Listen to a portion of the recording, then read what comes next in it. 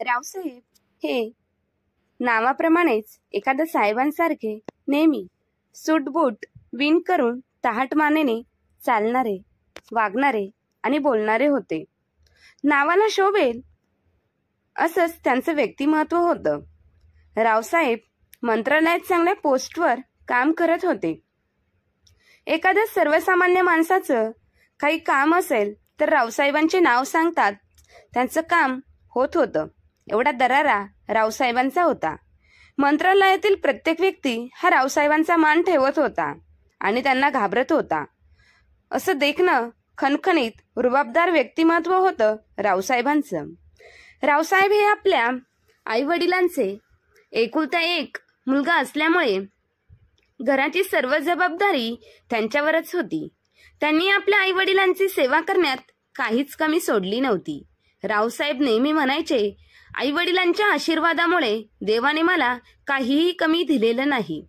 माझं जे कर्तव्य आहे आई वडिलांची सेवा करण्याचं ते शेवटपर्यंत मी करेल. रावसाहेबांची आईची एक किडनी खराब झाली होती. त्यावेळेस सुद्धा त्यांनी पैशाची पर्वा न करता आपल्या आईचे सर्वात चांगल्या हॉस्पिटलमध्ये उपचार केले होते. त्यावेळेस त्यांनी आईच्या उपचारासाठी लाखो रुपये खर्चही केले होते. पण खूप प्रयत्न करूनही ते आपल्या आईला वाचवू शकले नाही. तेव्हा रावसाहेबांचे वडील त्यांना म्हणाले की बाळा, तू आणि सुनबाईने आम्हा म्हातारा म्हातारीची खूप सेवा केली आहे. तू पाहशील तुझे मुले आणि त्यांच्या बायका सुद्धा तुम्हा दोघांची खूप सेवा करतील. पण आज त्यांच्या सुना त्यांना जी काही वागणूक देत होत्या ते पाहून त्यांना त्यांच्या आई वडिलांची शब्द आणि आशीर्वादांची आठवण होत होती. आईबाबांनी आपल्याला एवढा चांगला आशीर्वाद दिलाय तरी देखील आपली मुले, आपल्या सुना आपल्याला योग्य ती वागणूक देत नाही आहे. आणि त्यातल्या त्यात बायको असते तर जीवन चांगले गेले असतं. रावसाहेबांना त्यांच्या पत्नीची कांताबाईंची खूप आठवण यायला लागली. रावसाहेबांची बायको कांताबाई वयाच्या 75व्या वर्षीच देवाघरी निघून गेल्या आणि रावसाहेबांचं हे एकटंच पडले. म्हणतात ना, म्हातारपणात आपल्या बायकोची साथ असणं खूप गरजेचं असतं. कारण म्हातारपणात आपली काळजी आपली बायकोच घेते आणि ती जर आपल्याला आयुष्याच्या अर्ध्यावर सोडून गेली तर मग मात्र पुरुषाचं जगणं कठीण होऊन जातं. कारण त्याला प्रत्येक गोष्टीवर, जेवण, खाण्यावर, कपडे धुणे याच्यासाठी दुसऱ्यांवर अवलंबून राहावं लागतं. आपल्या आई वडिलांनंतर आपण जास्त हक्क कोणावरही दाखवू शकतो, पण ती म्हणजे आपली बायको असते. परंतु आज रावसाहेबांच्या आयुष्यातून त्या हक्काच्या माणसाचं जाणं झालं होतं. रावसाहेब आता कायमच आपल्या सुनांवर अवलंबून राहायचे. कारण आता वयामानानुसार त्यांना त्यांचं काहीच जास्त करता येत नव्हतं. जेवण, नाश्ता त्यांच्या सुना त्यांना वेळेवर देत नसायच्या, जशा त्यांची बायको त्यांना देत असायची. जेव्हापासून त्यांची बायको देवाघरी गेली होती तेव्हापासून रावसाहेबांच्या आयुष्यात खडतर प्रवास सुरू झाला होता. रावसाहेब हे चांगल्या ठिकाणी कामावर असल्यामुळे त्यांच्या रिटायरमेंट नंतर त्यांना चांगल्या प्रकारचे पैसे मिळणार होते आणि त्या पैशांवरच त्यांच्या सुना आणि दोन्ही मुलं टपून होते. पण बाबा रिटायरमेंट झाल्यानंतर घरी राहणार होते आणि घरी राहिल्यामुळे त्यांचा चहा, नाश्ता, जेवण, त्यांचे कपडे, त्यांचे सगळं काही गोष्टी पुढे पुढे कराव्या लागणार होते आणि याच गोष्टीचा ते चौघे विचार करत होते. एके दिवशी सकाळी सकाळी रावसाहेब चहा घेत असताना किचनमध्ये त्यांची मोठी सून नीता आपल्या नवऱ्याला म्हणाली, अहो, उद्या बाबा रिटायर होणार आहेत ना, मग काय ते उद्यापासून दिवसभर घरातच असणार का? मोठी सून नीता आपल्या नवऱ्याला सुहासला म्हणाली. सुहास म्हणाला, हो नीता, हा काय प्रश्न आहे तुझा? आता बाबा घरात नाही राहणार तर मग आणखी कुठे जाणार आहे? ती म्हणाली, म्हणजेच आता मला दिवसभर त्यांची सेवा करावी लागणार. 4 वेळा चहा, पाणी, नाश्ता, जेवण, बापरे. अहो, तुम्ही तर त्या दिवशी म्हणत होतात की आता फक्त काही दिवसच मला बाबांची सेवा करावी लागणार आहे, त्यानंतर नाही. मग आता तर बाबा पूर्ण दिवस डोक्यावर बसून नुसत्या ऑर्डर सोडतील, कधी हे द्या कधी ते द्या. पूर्ण दिवस मी हेच काम करत राहू का? नीता रागाने म्हणाली. तेव्हा सुहास म्हणाला, एकदा बाबांच्या रिटायरमेंटचे पैसे येऊ देत. अगं, बाबा म्हणत होते रिटायर झाल्यानंतर ते त्यांच्या सर्व प्रॉपर्टीची वाटणी आणि त्यांना जे पैसे मिळणार आहे ते तुम्हा दोघा भावंडांमध्ये अर्धे अर्धे वाटून देईन. मग वाटणी झाल्यानंतर आम्ही दोघे भाऊ सुद्धा वेगवेगळे राहणार. मग तेव्हा आपण बाबांना कायमची मंगेशकडे पाठवून देऊया. फक्त एकदा प्रॉपर्टीची वाटणी होऊ देत. पण नीता, तोपर्यंत तुला बाबांची सेवा करावी लागेल. तसेही मी तर तुझ्या आधीच विचार केला आहे की मी काही आयुष्यभर बाबांना आपल्यासोबत ठेवणार नाही. त्यामुळे तू त्याची अजिबात काळजी करू नकोस. नवरा तिच्या मनातलं बोलला. त्यामुळे नीता खूप खुश होऊन म्हणाली, हो, मी सुद्धा त्याच दिवसाची वाट पाहत आहे की कधी एकदा बाबांची प्रॉपर्टी आपल्या हातामध्ये येईल आणि कधी ते एकदा इथून जातील. तशाच प्रकारे रावसाहेबांची धाकटी सून शालिनी सुद्धा आपल्या नवऱ्याला मंगेशला म्हणाली, बाबा उद्या रिटायर होणार म्हणून ते खूप खुश असतील, पण मी मात्र खूप दुःखी आहे. उद्यापासून बाबा दिवसभर घरात राहणार म्हणजे आमचे स्वातंत्र्य तर पूर्णपणे संपणार. आणि वरून त्यांना वेळेवर चहा, नाश्ता, 2 वेळचे जेवण द्या. ते तर वेगळंच. कमीत कमी ते जेव्हा ऑफिसला जात होते तेव्हा सकाळी सकाळी घरातून बाहेर जायचे आणि मग त्यानंतर रात्रीच त्यांचा चेहरा पाहायला मिळायचा. पण आता अख्खा दिवस त्यांचा चेहरा पाहावा लागणार. शी बाई, अहो तुम्ही असे घुम्यासारखे माझ्याकडे का बघत आहात? काहीतरी बोला. मी तुमच्याशी बोलते. मंगेश, यातून काहीतरी मार्ग काढा जेणेकरून मला त्यांची सेवा करावी लागणार नाही. असेही उद्यापासून दिवसभर बाबांचा चेहरा पाहण्यात मला काही इंटरेस्ट नाही. मंगेश म्हणाला, शालिनी, हे विसरू नकोस. जर तू बाबांची सेवा केलीस तर आपल्याला मेवा मिळणार आहे. अगं तू विसरलीस का? बाबांच्या रिटायरमेंटचे पैसे येणार आहेत आणि बाबा त्या पैशांची सुद्धा काही बोलत नव्हते. आणि त्यामुळे तुम्ही दोघी सुना सासऱ्याची सेवा करण्यास टाळाटाळ करू लागल्या.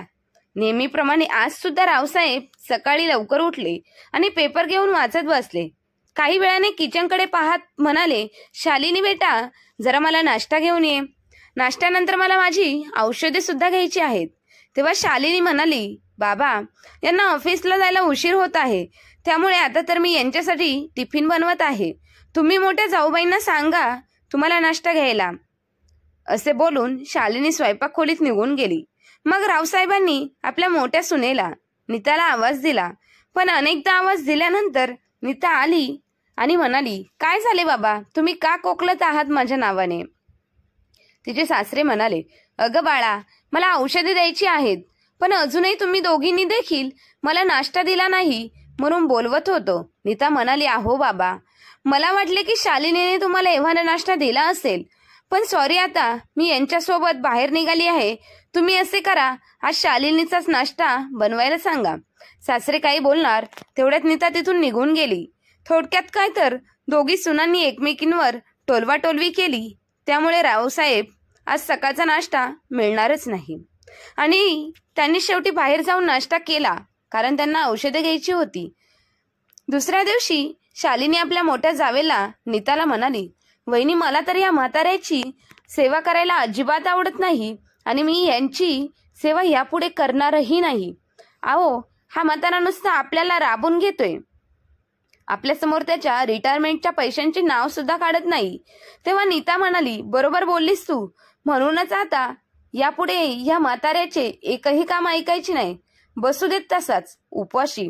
तेव्हाच त्याला अक्कल येईल. आणि तेव्हापासून दोघी सुनांनी ठरवले की आता जेव्हा केव्हा रावसाहेब काही काम सांगतील तेव्हा मोठी सून म्हणेल की धाकटीला सांगा आणि धाकटी म्हणेल की मोठीला सांगा. अशा प्रकारे रावसाहेबांना दोन्ही सुनांकडून ना जेवण मिळेल ना नाश्ता आणि वैतागून शेवटी त्यांनाच स्वतःचे काम स्वतः करावे लागेल. असेच एके दिवशी रावसाहेबांना खूप खोकला येत होता. त्यामुळे त्यांनी दोन्ही सुनांना गरम पाणी द्या म्हणून आवाज दिला. तेव्हा दोन्ही सुना एकत्र येऊन म्हणाल्या, स्वतः किचनमध्ये जाऊन पाणी घ्यायला वेळ लागतो का? हे बघा बाबा, आजपासून तुम्ही स्वतःची कामं स्वतः करायची. सारखे सारखे आम्हाला बोलवायचे नाही. आणि तसेही आम्हाला घरांमध्ये इतर बरीच कामे करायची असतात. तुमचे काय, तुम्ही तर रिटायर झालात, पण आम्ही नाही. रावसाहेबांच्या आपल्या सुनांचे बदललेले वागणे समजत नव्हते. ते आपली पत्नी कांताच्या फोटोकडे पाहून रडायला लागले आणि म्हणाले, बघतेस ना कांता, तू गेलीस आणि माझी काय अवस्था झाली आहे. आज जर तू जिवंत असतीस तर आपण दोघांनी एकमेकांची सुखदुःख वाटून घेतली असती. का गेलीस तू मला सोडून? असे बोलत असतानाच त्यांचे डोळे पाण्याने भरले आणि त्यांना त्यांचे मागचे दिवस आठवायला लागले. रावसाहेब आणि कांताबाई यांना 2 मुले सुहास आणि मंगेश आणि 1 मुलगी सायली होती. रावसाहेब हे मंत्रालयात चांगल्या पदावर काम करत होते. ते आपल्या आईवडिलांचा एकुलता एक मुलगा असल्यामुळे घराची सर्व कामे जबाबदारी ते पार पाडत होते. त्यांनी आपल्या आईवडिलांची सेवा अगदी शेवटपर्यंत केली. रावसाहेबांची आईची एक किडनी खराब झाली होती, तरी सुद्धा त्यांनी कशाचीही पर्वा न करता आपल्या आईचं सर्व काही त्याच्या शेवटच्या श्वासापर्यंत केलं होतं. त्यावेळेस त्यांनी आईच्या उपचारासाठी लाखो रुपये खर्चही केले, परंतु खूप काही अतोनात प्रयत्न करून सुद्धा. आणि रावसाहेबांना कांताबाईंना त्यांचे वडील म्हणायचे, बाळा, तू आणि सुनबाईने आम्हा म्हातारीची खूप सेवा केली आहे.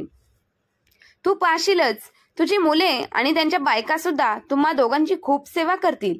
पण आज त्यांच्या सुना त्यांना जी वागणूक देत होत्या, चहा नाश्ता तर देतच नव्हतात, परंतु जेवण मागितलं तरी ते सुद्धा एकमेकींवरती ढकलून एकही जेवायला सुद्धा देत नव्हती. ते पाहून त्यांना आपल्या पत्नीची कांताबाईंची खूप आठवण यायला लागली. ते विचार करत होते, मुलांचे लग्न झाल्यावर त्यांना त्यांचे आईवडील नकोशी वाटतात का? दोन्ही मुलांचे लग्न झाल्यावर कांताबाई नेहमी आपल्या पतीला म्हणायच्या, मुलांचे लग्न झाल्यापासून मुले आणि सुनांमध्ये खूप बदल झाला आहे. ते सर्वजण त्यांना आपल्याबद्दल काळजी आणि प्रेम आहे असा फक्त दिखावा करत आहेत, पण खरे सांगायचे तर त्यांच्या मनामध्ये फक्त लोभ आहे. तेव्हा रावसाहेब यांना आपल्या पत्नीचे बोलणे चुकीचे वाटायचे. ते म्हणायचे, अगं कांता, माहित नाही पण का तुम्हा बायकांना मुलांचे लग्न झाल्यानंतर मुलगा सुनेलाचा झाला आणि तो आपला राहिलेला नाही असे का वाटते? अगं, आपल्या सुना लक्ष्मीच्या पावलांनी आपल्या घरी आल्या आहेत आणि तू चक्क तुझ्या घरामध्ये आलेल्या लक्ष्मीवर संशय घेत आहेस. पण आज मला खरंच समजले आहे, माझी बायको नेहमी खरंच बोलत होती, पण तेव्हा मी तुझ्या बोलण्याकडे दुर्लक्ष करत होतो. बहुतेक कांताला कळून चुकले होते की म्हातारपणात तिची कोणीही त्यांची सेवा करणार नाही, त्यामुळेच तर ती लवकर गेली. कांता, मीही तुझ्यासोबत वर आलो असतो तर खूप चांगले झाले असते. असे बोलत असताना ते आपल्या पत्नीच्या फोटोकडे पाहून रडायला लागले. तेव्हा अचानक त्यांच्या मोबाईलची रिंग वाजली. त्यांच्या मुलीचा सायलीचा फोन आला होता. सायली म्हणाली, बाबा, कसे आहात तुम्ही? साहेबराव आपल्या मुलीचा आवाज ऐकून खूप खुश झाले. त्यांना आपल्या मुलीला कोणतेही टेन्शन द्यायचे नव्हते, त्यामुळे ते म्हणाले, मी ठीक आहे बाळा. तरी सायली आपल्या बाबांच्या आवाजावरून म्हणाली, बाबा, पण तुमच्या आवाजावरून तर मला असे वाटते की तुमची तब्येत काही ठीक नाही. तेव्हा बाबा म्हणाले, नाही बाळा, आता वय झाले, त्यामुळे तब्येतीत चढ उतार चालायचेच. अगं बेटा, मला जरा खोकल्याचा त्रास होतोय, बाकी काही नाही ग. ठणठणीत आहे तुझा बाबा, तू अजिबात काळजी करू नकोस. सायली म्हणाली, मग सुहास दादाला घेऊन चांगल्या डॉक्टरकडे जा. सतत खोकला येणे देखील चांगले नाही. सायली दुसऱ्या शहरामध्ये राहत होती, जे साधारण 5 तासांच्या अंतरावर होते. ती म्हणाली, बाबा, तुम्हाला भेटण्याची खूप इच्छा होत आहे, पण माझ्या मुलांच्या परीक्षा सुद्धा जवळ येत आहे, त्यामुळे आता तर मी येऊ शकणार नाही. पण तुम्ही डॉक्टरांकडे जा आणि तुमची औषधे वेळेवर घेत जा आणि स्वतःची काळजी घ्या. रावसाहेब म्हणाले, हो बाळा, तू माझी अजिबात काळजी करू नकोस. असे बोलत असताना त्यांना खोकल्याची जोरात उबळ आली. तेवढ्यात त्यांची मोठी सून नीता म्हणाली, हे काय बाबा, अहो किती खोकत आहात तुम्ही. खोकताना तोंडावर हात ठेवून खोकत जा. इथे घरामध्ये आमची लहान मुले आहेत. तुमच्यामुळे आम्हाला किंवा आमच्या मुलांना सुद्धा खोकला झाला तर काय करायचे? तुमचे सर्व आयुष्य जगून झाले आहे, पण आम्हाला अजून खूप जगायचे आहे. अहो, तुम्हाला घरात बसून फक्त आरामच तर करायचा आहे, पण आम्हाला सर्वांना तर दिवसभर घरातील कामे करावी लागतात. मुलांची शाळा, त्यांचा अभ्यास आणि स्वयंपाक, घर सुद्धा सांभाळावे लागते. त्यानंतर यापुढे कधी खोकताना तोंडावर हात ठेवत जा. त्यानंतर धाकटी सून तशी कशी बरं बोलायला मागे राहणार होती. ती म्हणाली, बाबा, मी तर म्हणते तुम्ही तुमच्या खोलीत बाहेर जास्त येतच जाऊ नका. रावसाहेब बिचारे स्वतःसाठी फक्त गरम पाणी घ्यायला आले होते, जे त्यांनी आपल्या सुनांना मागितले. पण तेव्हा त्या दोघी म्हणाल्या की स्वतः घेऊन घ्या. आणि आता ते स्वतः गरम पाणी घेण्यासाठी आले तर बरेच काही ऐकवत होत्या. दुसऱ्या दिवशी रविवार होता. मुलांनी आणि सुनांनी बाहेर फिरायला जाण्याचा प्लॅन बनवला. घरातील वॉशिंग मशीन खराब झाली होती, त्यामुळे रावसाहेबांना 4 दिवसांची कपडे धुवायची तशीच पडले होते. त्यांना ठाऊक होते की त्यांच्या सुना बाहेर फिरायला जाण्याचा प्लॅन बनवला. घरातील वॉशिंग मशीन खराब झाली होती, त्यामुळे रावसाहेब 4 दिवसांची कपडे धुवायची तशीच पडले होते. त्यांना ठाऊक होते की त्यांच्या सुना त्यांना प्यायला पाणी देत नाही तर त्यांचे कपडे मशीनला लावणे खूपच दूरची गोष्ट आहे. त्यामुळे रावसाहेब स्वतः कपडे धुवायला बसले. जेव्हा दोन्ही मुलांनी आपल्या वडिलांना कपडे धुताना पाहिले तेव्हा मंगेश म्हणाला, बाबा, आम्ही दोन्ही भावांनी तुम्हाला याआधी अनेकदा प्रॉपर्टीची वाटणी आणि पैशाची वाटणी करायला सांगितले होते, पण तुम्ही केली नाहीत. मग आता त्याचा परिणाम पाहताय ना. तुमच्या दोन्ही सुनांपैकी एकही जण तुमची सेवा करायला तयार नाही. अहो बाबा, जास्त नाही पण थोडे पैसे जरी दिले असते तर त्या दोघींनी तुम्हाला गादीवरून उतरूनही दिले नसते. आम्ही सर्वांनी तुमची खूप सेवा केली असती. दुसरा मुलगा सुहास म्हणाला, हा बाबा, तुम्ही तर म्हणाला होतात की तुमच्या रिटायरमेंट नंतर तुमची सगळी प्रॉपर्टी आणि पैशाची वाटणी कराल. मग आता 2 महिने झाले तुम्हाला रिटायर होऊन आणि तुम्ही अजूनही आम्हाला काही का दिले नाही. रावसाहेब आपल्या मुलांना आणि सुनांचा हेतू समजला होता, म्हणूनच तर त्यांनी अजूनही कोणाला काही दिले नव्हते.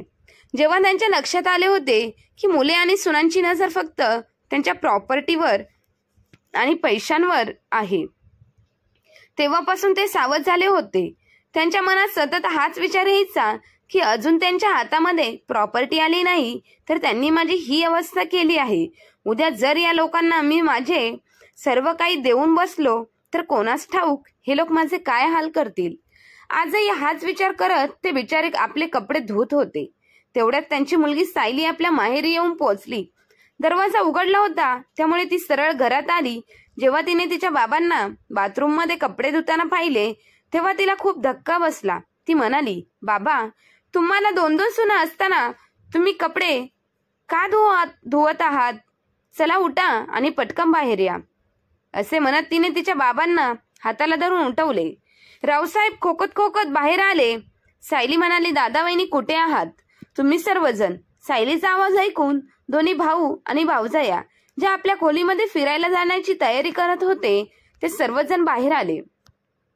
तेव्हा नीता म्हणाली, अरे ताई, तुम्ही अचानक इथे कशा? सांगून आले असतात. तर सायली म्हणाली, वहिनी, जर सांगून आले असते तर तुम्हा लोकांचा खरेपणा मला कसा ठाऊक झाला असता आणि माझ्या बाबांना असे कपडे धुवत असताना कसे पाहू शकले असते. ती मोठ्या भावाला म्हणाली, दादा, आज तुम्हा दोघांना माझा भाऊ म्हणायला सुद्धा मला लाज वाटते रे. अरे, ह्या दोघी तर बाहेरून आल्या आहेत, पण तुम्हा दोघांना बाबांबद्दल जराही प्रेम वाटत नाही. तुम्ही लोक बाबांना असे बाथरूममध्ये कपडे असे काय धुवून देत आहोत? आज तुम्ही सर्वजण माझ्या नजरेत पडलात. हे बघा, मी तुम्हा चौघांविरुद्ध वृद्ध वडिलांना त्रास दिला म्हणून पोलिसात तक्रार दाखल करू शकते. सायली असे बोलताच दोघे भाऊ आणि भाऊजाया खाली मान घालून उभे होते. त्यांनी आपल्या वडिलांना रिटायरमेंट नंतर सुख देण्याऐवजी दुःख दिले होते. सायली म्हणाली, बाबा, तुम्ही माझ्या सोबत चला. आजपासून तुम्ही माझ्यासोबत माझ्या घरी राहणार आहात. हे तर चांगले झाले. त्या दिवशी तुमच्याशी फोनवर बोलत असताना त्यावेळी मी फोन बंद केला नव्हता आणि मला ह्या दोघी तुम्हाला जे काही बोलत होत्या ते मी ऐकले आणि तेव्हा मला समजले की मी माझ्या बाबांना इथे किती मान सन्मान मिळत आहेत आणि म्हणूनच मी हे पाहायला आले होते की माझे बाबा रिटायर झाल्यानंतर कसे आयुष्य जगत आहेत. तिने पर्समधून 500च्या 2 नोटा काढल्या आणि 2 भावांच्या हातात पैसे देत म्हणाली, जमेल तर या पैशांच्या हातात बांगड्या भरा तुम्ही. दोघा भावांनी विचारलं, तू असं का बोलत आहेस? मग काय तुम्ही पुरुषार्थ गहाण ठेवलाय? वडिलांची ही अवस्था करून ठेवली तर तुमची हीच लायकी आहे. एवढे बोलून सायली तिच्या वडिलांना सोबत घेऊन आपल्या घरी निघून गेली. थोडे दिवसानंतर सुहास आणि मंगेश हा विचार करून घाबरत होते की बाबा त्यांचे सर्व पैसे त्यांच्या मुलीला तर देणार नाहीत ना आणि शेवटी त्यांना जी भीती होती तसेच झाले. घर खाली करण्याचे पेपर्स घेऊन कोर्टाचा एक माणूस जेव्हा त्यांच्या घरी आला तेव्हा त्यांच्या सर्वांच्या चेहऱ्यावर 12 वाजले होते. ते चौघेही आपल्या वडिलांची माफी मागण्यासाठी बहिणीच्या घरी गेले, पण रावसाहेब त्यांना म्हणाले, नालायकांनो, मी तुमचा बाप आहे. मला तुमचे चेहरे बरोबर वाचता येतात. तुम्ही दोघे आपले वडील बहिणीकडे जाऊन राहिले आहेत याचे तुम्हाला वाईट वाटलेच नाही, तर इथे जर मुलीकडे राहून तिला सर्व संपत्ती देणार तर नाही ना, याची तुम्हाला भीती वाटत आहे. तुम्ही तर माझ्या प्रॉपर्टी आणि पैशांच्या लोभीपणामुळे माझी माफी मागत आहात. पण सायलीसोबत राहून मला माझ्या वडिलांचे एक वाक्य आठवले. ते म्हणायचे की रावसाहेब, तू माझी खूप सेवा केलीस, अशीच सेवा तुझी मुले आणि सुना सुद्धा करतील. आणि हे वाक्य 16 आणे सत्य आहे, कारण तुम्ही मुले नाही तर माझी मुलगी माझी दिवस रात्र सेवा करत आहेत. आणि म्हणूनच मी आज हे जाहीर करतो की मी माझे सर्व काही माझ्या मुलीच्या नावे करणार आहे. अरे मूर्खांनो, त्या दिवशी ऑफिसमध्ये माझ्या रिटायरमेंटच्या कार्यक्रमात तुमची नजर फक्त माझ्या पैशांच्या बॅगेवर होती, पण खरे सांगायचे तर त्यात पैसेच नव्हते. तुम्हाला एवढी अक्कल नाही की रिटायरमेंटचे पैसे कोणी बॅगेमध्ये देतं का? पैशांची बॅग माझ्याकडे द्या, मी सांभाळतो, असे तुम्ही दोघेही म्हणत होतात. तेव्हा मला तुमची परीक्षा घ्यायची होती आणि तुम्ही त्या परीक्षेत नापास झाला आहात. तुम्ही लहान लहान असताना तुम्हाला कोणतीही गोष्ट कमी पडून दिली नाही ना, तुमच्यावरती कोणती उपासमारीची वेळ आणून दिली. मी माझ्या हिमतीवर मंत्रालयात कामाला लागलो आणि माझ्या हिमतीवरच मी माझं नाव मोठं केलं. नावाप्रमाणेच माझ्या नावात, वागण्यात, बोलण्यात साहेबांचा दरारा होता, परंतु तुम्ही चौघांनी तर माझं पायतान करून सोडलं होतं. आजपर्यंत मी स्वाभिमानाने जगलो होतो आणि याही पुढे देखील मी स्वाभिमानाने जगेल. तुमच्यासमोर लाचार होऊन नक्कीच जगणार नाही. हे बघा, मला परीक्षा घ्यायची होती आणि तुम्ही त्या परीक्षेत नापास झालात आहात. हे बघा, तुम्ही चौघांनी निघा इथून. यापुढे माझी मुलगी तिच्या मर्जीने काय करेल ते करेल. तुम्ही दोघे मुले फक्त नावाला आहात, ज्यांना वडील नको पण त्यांची प्रॉपर्टी हवी आहे. पण आजपासून माझी सायली माझी मुलगी आणि माझा मुलगाही असेल, कारण तीच मला सांभाळण्याचे कर्तव्य मुलगीच निभावत आहे. हे ऐकून दोन्ही मुलांनी रावसाहेबांचे पाय धरले. पण त्यावेळेस रावसाहेब आपल्या मुलांना म्हणाले, आता तुम्ही माफी मागत आहात, पण जेव्हा मला तुमची गरज होती त्यावेळेस तुम्ही मात्र मला प्रत्येक गोष्टीत त्रास दिला आहे.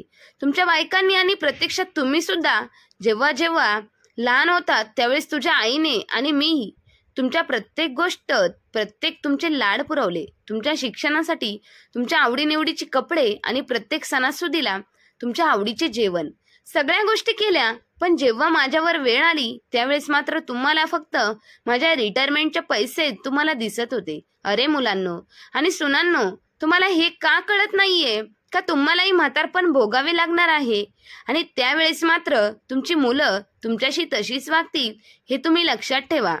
तुमच्या आईच्या मृत्यूनंतर मी पूर्णपणे एकटा पडलो होतो, पण तुम्हाला त्यावेळेस माझी कधीही काळजी वाटली नाही.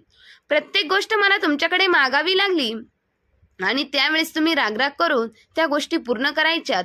पण तुम्ही लहान असताना आम्ही कधीही तुमच्याशी असं वागलो नाहीत. मग तुम्ही असे का वागता आई वडिलांशी? तुमच्या म्हातारपणात तुमची मुलं तुमच्याशी त्याच पद्धतीने वागली तर तुम्हाला कसे वाटेल याची जरा जाणीव तुम्ही ठेवा. कारण आपण जसं वागतो, बोलतो, आपण जसं कर्म करतो तसंच आपल्याला त्याचं फळ मिळत असतं. जर तुम्ही माझ्याशी चुकीचं वागत असाल तर तुमची मुलंही तुमच्याशी नक्कीच चुकीचं वागतील, हे तुम्ही लक्षात ठेवा. रावसाहेबांचं हे बोलणं ऐकून मुलांना खूप वाईट वाटलं आणि त्यांनी रावसाहेबांची पुन्हा एकदा माफी मागितली आणि म्हणाले, बाबा, आमच्याकडून फार मोठी चूक झाली होती. आम्ही लालची झालो होतो, पण यापुढे आम्ही तुमच्याशी असं कधीही वागणार नाही.